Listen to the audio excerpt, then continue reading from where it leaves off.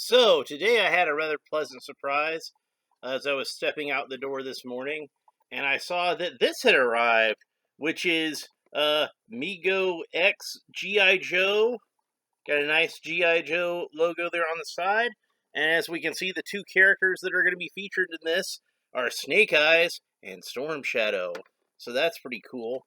Got that other logo on the side here. Got the other classic logo on the side here. Got some really cool photography on the back. It reminds me of like old Star Wars packaging and how they would have all those really cool pictures of the vehicles with the figures all standing around them. Like they put a lot of effort into making this cool diorama so they could take pictures of them in there. And unfortunately, mine is a little dinged up at the top, and these things happen.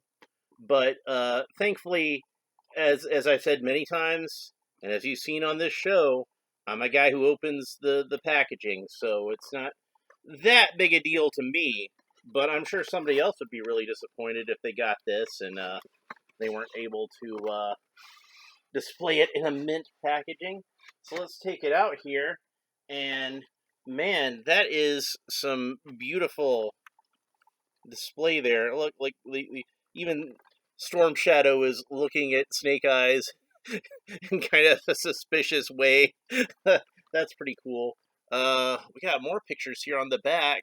They look like they're completely different pictures, and these two more show off the characters' accessories.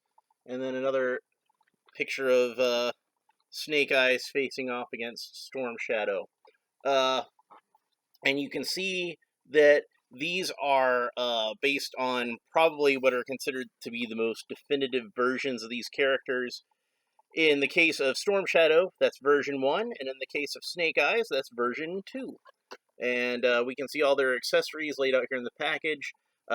They are doing that insane thing now where Hasbro's not putting any plastic in their packaging because apparently that's good for the environment or whatever. But I think it's going to cause a lot of problems with figure swapping at the stores myself. Like, we already got enough problems with somebody just, like, slapping some random action figure back in the package and returning it to the store. How are you going to do it when you can't even see the figure? Anyway, I'm getting off track. We want to talk about how cool these figures are. And apparently, like, this one got crushed again this way because you can see the inlay of the package is kind of smushed in. So, really, Hasbro Pulse, you guys probably ought to, like, pack these with a little more care and a little more packaging. I mean, this was just kind of in an empty box by itself and probably got all kinds of banged around during shipping. Now, like I said, I'm not somebody who really cares about the shape that my package is in.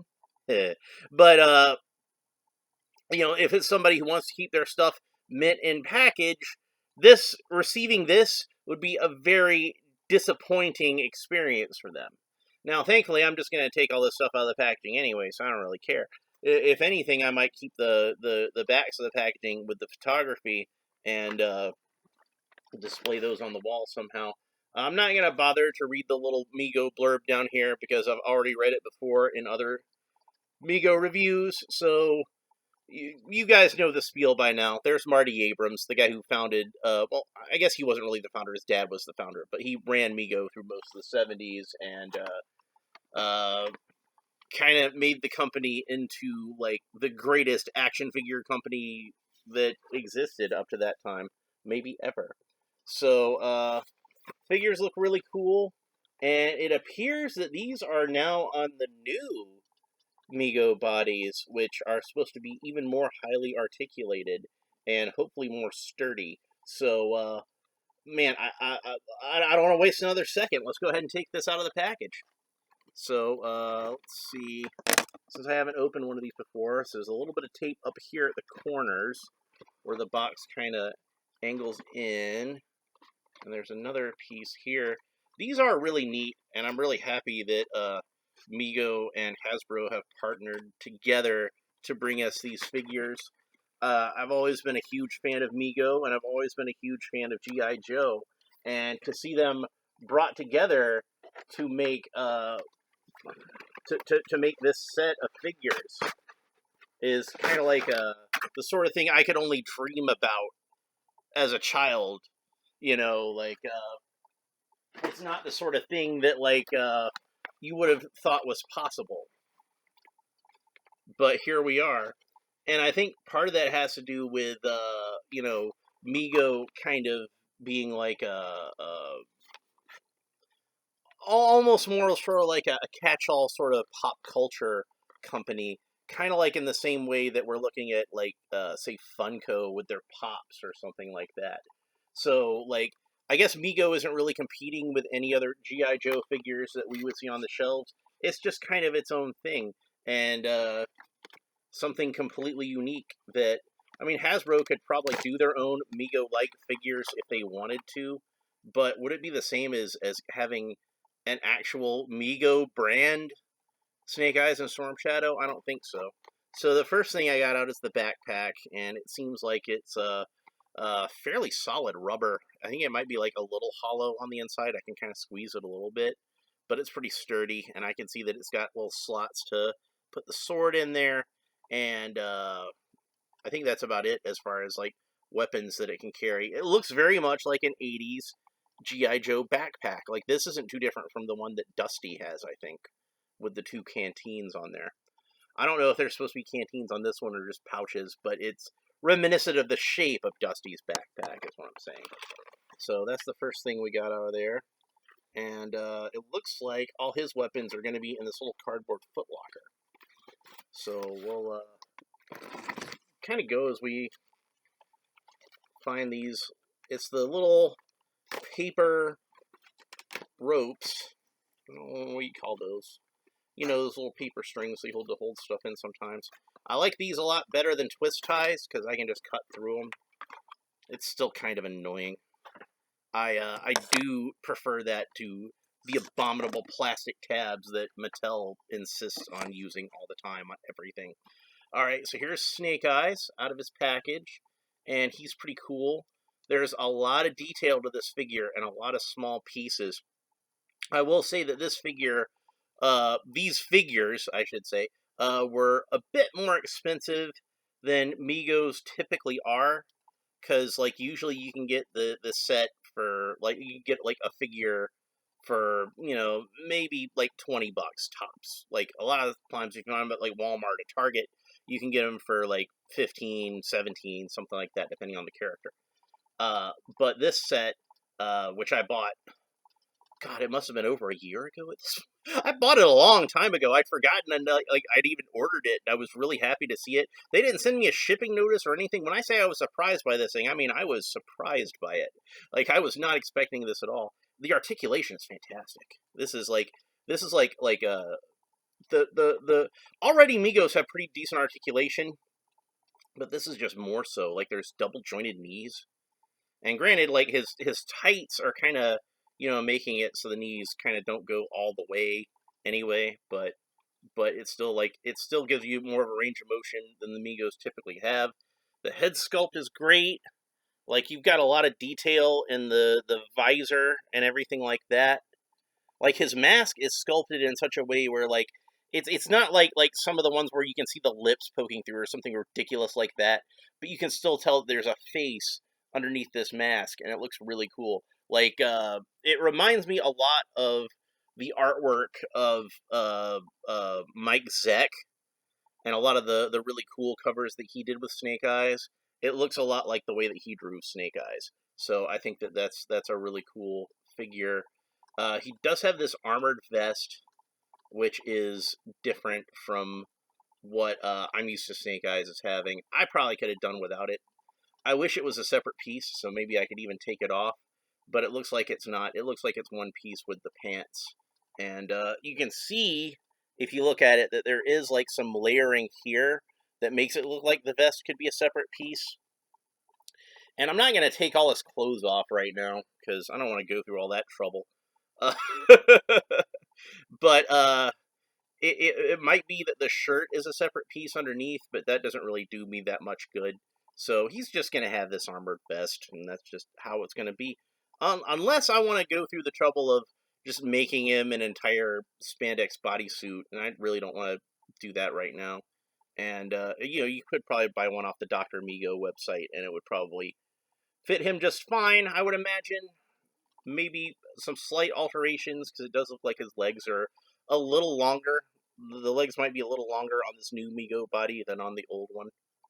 But, I can't really tell without taking everything off of him, which I'm not going to do, because it just seems like it's going to be a pain to get all this stuff back on. I mean, look at it. He's got, like, the little dart gun, little wrist-mounted dart gun, like the 1985 figure had. He's got little straps on his upper arms with some pouches. He's got straps on his legs where you can have a knife sheath and this pistol holster. He's got the old school. We're going back. We got the old school Action Jackson army boots. Because why mess with perfection? You already got, like, these great army boots. You don't need to design any new army boots for your G.I. Joe figure if you've already got, like, great-looking army boots. And honestly, I kind of feel like these are sort of like, these are sort of based on, like, the original G.I. Joe army boots to a certain extent. Not like an exact copy, but you can see that, like the way the laces are done are very similar. So, in fact, I wouldn't be surprised if maybe they just did remake the G.I. Joe army boots instead of using the Action Jackson army boots. Now I look at it, but they look a lot like the Action Jackson boots. I don't know. I haven't really compared, now that I think about it, the Action Jackson boots to the original G.I. Joe boots. I should look into that. So I'm going to go ahead and put his backpack on, and as you can see, there's like a little tab here, and this tab should slide right into the little slot on his bandolier. And there we go. That fits on there nice and tightly. And the one thing I worry about is that it might make him a little top-heavy as far as standing him on your shelf. So it might not be a bad idea to go by, like, Hobby Lobby or Michael's or someplace and get, like, a little doll stand to display them on. I know I've got a lot of them for Megos that, like, a whole stack of them somewhere. He seems to be standing up pretty well, at least on my laptop. So, what would a G.I. Joe figure be without accessories? So we'll move on to that next. And, we already took out the backpack, but I suspect all the rest of the accessories are in this little footlocker, which is a nice little homage, again, to the original G.I. Joe, where we had they actually had wooden footlockers that would have, like, where you could put your ring, your name, rank, and serial number on there. So it's a nice homage back to the original 12-inch G.I. Joe. This guy here, that's on my shelf, and the place of honor being the original action figure. And there's looks like a small bit of glue got stuck there. So open this up, and all the accessories, I think, should be in here. At least all the accessories that aren't already on display. Something rattling around there. Oh, almost dropped the gun. That would have been bad. That's going to be interesting to look at in a second. And then combat knife. And this is a pretty cool knife. Fairly simple looking, but, it gets the job done. It doesn't have the serrated edge at the back like we're used to combat knives having in the post-Rambo age. And then got the handgun here, which interestingly does not have a trigger guard. So it's like an 80s G.I. Joe gun in that regard. They didn't have the trigger guards on there. Probably because they would have been too small in terms of scale. Alright, so there we got Storm Shadow's nunchucks and swords. And I seem to have dropped his throwing stars, because he has very tiny throwing stars. And then Storm Shadow himself over here. Now here's something that worries me, is that I don't see a lot of the accessories that should be here. One in particular is I don't see Snake Eye's sword, and I don't see his Uzi. Which, as we can see here, he is supposed to have a sword and an Uzi. I did not see them in that box. So that is worrisome. We got most of the accessories, but those would be, like, fairly important ones. Where did I put the footlocker? Make sure they're not stuck in there in some way. Ah, there we go. Alright. Thank you, Mattel. I was worried for a second. Or Hasbro. Sorry, Hasbro. I was worried for a second that they'd left them out, but nope, they're in there. And there's the Uzi, which looks very much like the Uzi the 1985 figure came with, the same one the 1982 figure came with. Unfortunately, mine looks like from being in the box, it's a little droopy if you look at the barrel, but I'm pretty sure I can fix that. And then last but not least, we have this particular ninja sword. Again, it's made in the style of the 1985 figure, so it's a little more like a scimitar than like a traditional katana. If I remember correctly, when I met Larry Hama, he told me he didn't particularly care for this design and preferred for him to have more of a traditional katana. But whatever, that's what he gets. Let's see how well it fits in the backpack. It fits pretty well in there. It's a little loose, but it does go in there rather easily, and it's probably not going to fall out unless you're, like, turning him upside down or being particularly rough with the figure. And let's see how well he can hold it in his hand. And these are different from the regular Mego hands. They have, like, a little bit more of, like, the Kung Fu grip kind of shape, shall we say. And, like, this is what I thought was odd about them not putting a trigger guard on the gun, is he actually has a trigger finger. So he could hold a gun, like, through the trigger, like a normal human being. But, they chose to leave that off. I don't know, maybe that was a deliberate homage, again, back to those 1980s figures that didn't have trigger guards. Maybe they felt even with the separate trigger finger, it was going to be a little difficult for him to hold the gun. But it looks good in his hand, so that's really the important thing, isn't it? I kind of figured that the trigger guards weren't on the original figures, not just because of scale issues, or because of obviously those figures didn't have, their hands were all shaped like this, so they didn't have separate trigger fingers. But also, like, scale issues, like if you shrunk a gun down to that size, the trigger guard would kind of disappear anyway. So I'm going to display him with his Uzi in his hand. So let's go ahead and put the Uzi in there. This material that they used for the guns, it's a little more flexible than what I would have thought they would have used. I probably would have used something kind of like what they made the original G.I. Joe weapons out of.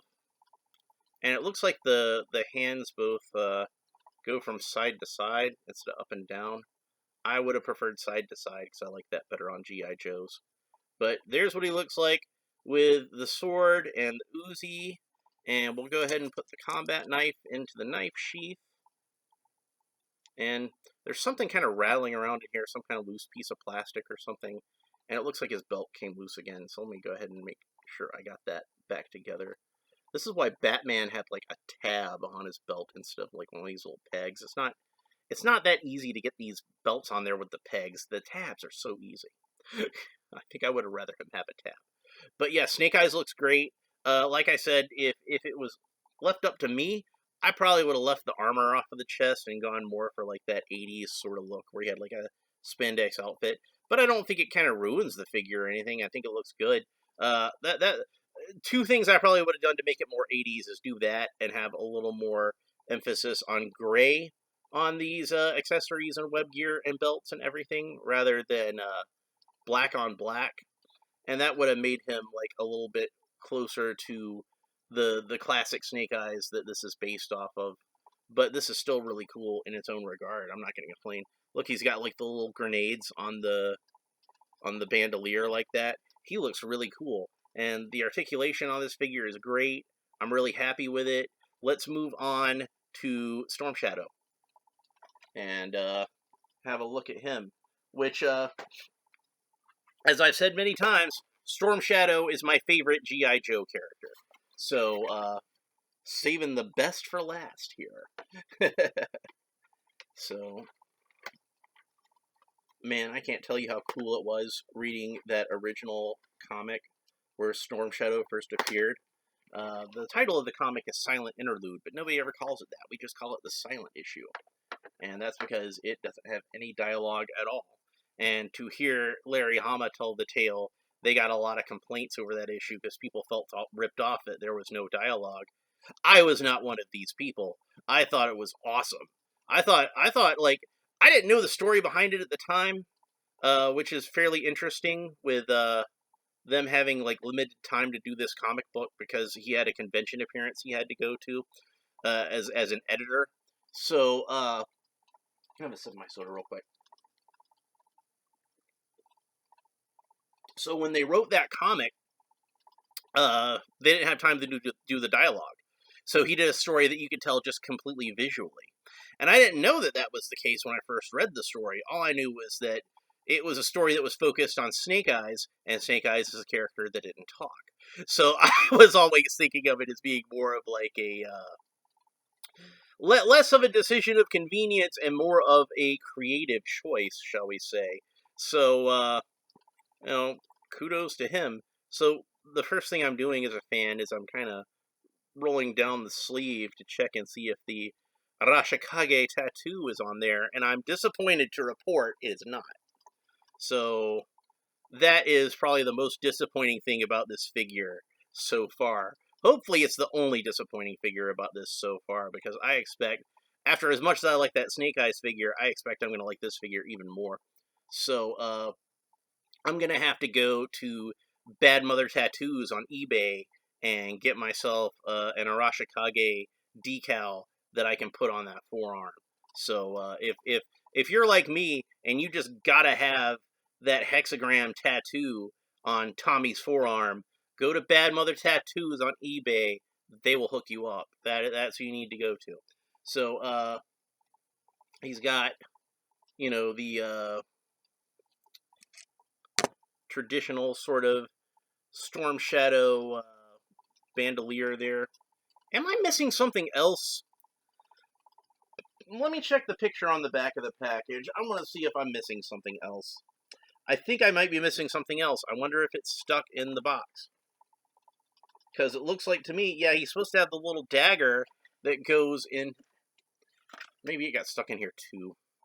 He's supposed to have the little dagger that goes into his belt. But I don't see it among the accessories that were in the little paper. There it is. It must have fallen out at the same time as the ninja stars. I found it. Okay, good.